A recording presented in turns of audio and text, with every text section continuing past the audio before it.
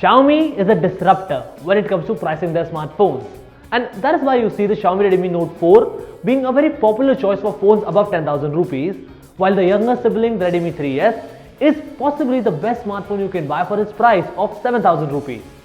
But just when you thought that Redmi 3S is as low as you could spend to get a decent smartphone, Xiaomi has changed the game again with its latest smartphone, the Xiaomi Redmi 4A.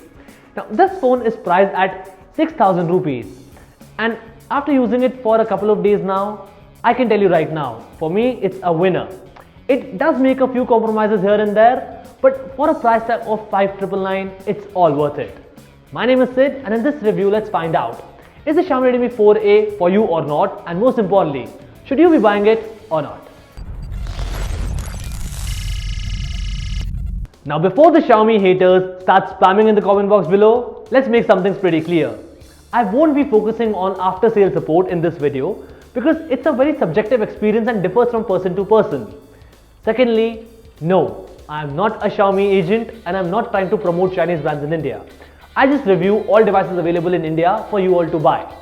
Having said that, this phone is actually made in India and it is a very well made phone. The front is all glass, the back is made up of plastic.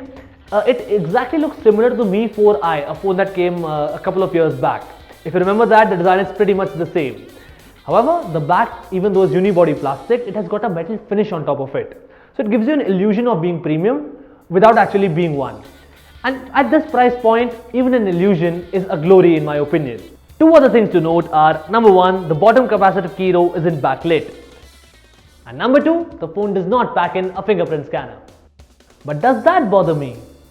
No, but then again, you are not me, for I really enjoyed the feel of this device. It's noticeably lighter than the Xiaomi Redmi 3S, even though it isn't any thinner, which it could have been because it does not have the same battery capacity as the 3S. More on that in a second, but what I'm trying to say is, this lightweightedness coupled with the 5-inch compact screen size makes one-handed usage pretty neat on the smartphone. Oh, and the screen is a 5-inch HD screen, which can get a lot bright even though it sacrifices the colors when it does so. Also, the viewing angles and the contrasts are nothing special. My overall rating for this display would be a B. But now let's talk about the first cost-cutting measure, the processing. They have fitted inside this phone a Snapdragon 425 CPU, which should not be any noticeably different in terms of real-life performance from a Snapdragon 430. Yet, I started to find both these CPUs quite slow for 2017 because apps have started taking a lot of time to load. And intensive gaming, while enjoyable, have started to stutter. Still, at this price, you would neither be expecting nor getting console quality gaming. And if you play lighter games like this big screen version of Bounce, it is as good as a flagship in handling those. But the next specification is a big bummer. The phone only packs in 2 GB of RAM, and unlike a Redmi 3S, there isn't a prime variant available with more memory on board. But this 2 GB RAM feels very insufficient, coupled with MIUI 8's aggressive memory management, which keeps on closing the background apps pretty fast for my liking. So it isn't a great phone for multitasking enthusiasts. Yet let's talk about MIUI 8 a bit more. It is based upon Marshmallow and not Nougat, with all the features we hate and like present right here. I won't be touching too much about the software because it's exactly the same that you would find on the Xiaomi Redmi Note 4. Do check out its review on this channel for a revision. But what I would be focusing on are certain issues that I faced while using this device. There were app crashes, app freezes, and certain bugs that I encountered.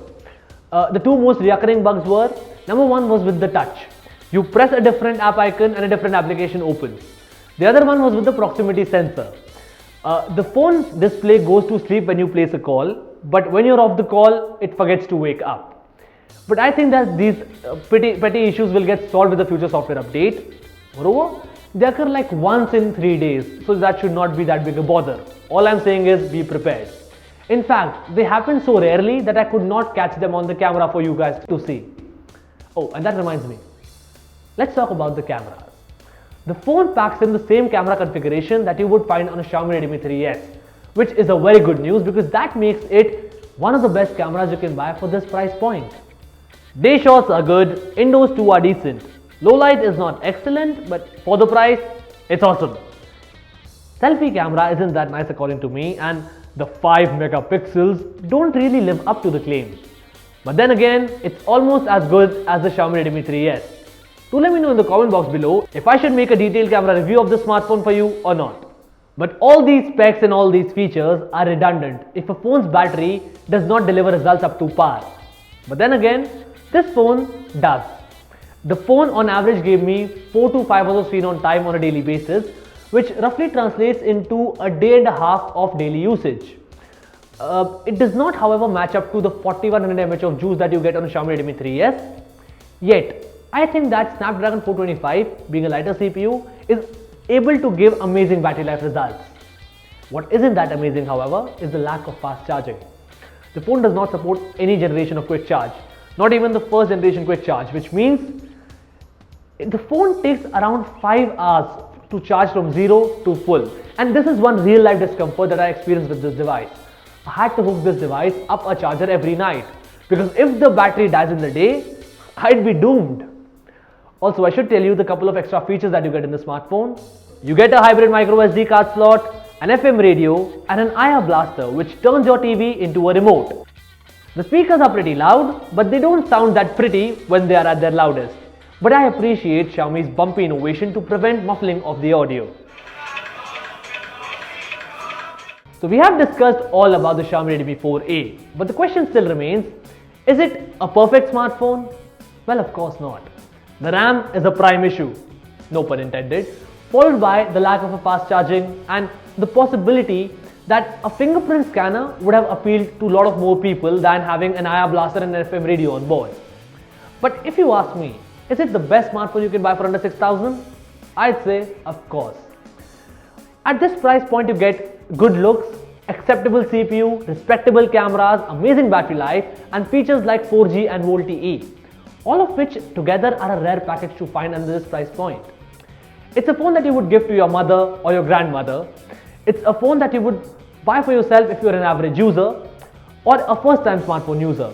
Even if you're an above average user, it is a better backup devices to carry and the best phone for its price tag according to me. But those are my opinions. What is more important for me to know is what your opinions are. Whatever they are, post them in the comment box below after you have liked and shared this video with your friends. Most importantly, do not forget to subscribe to our channel. My name is Sid. Ciao.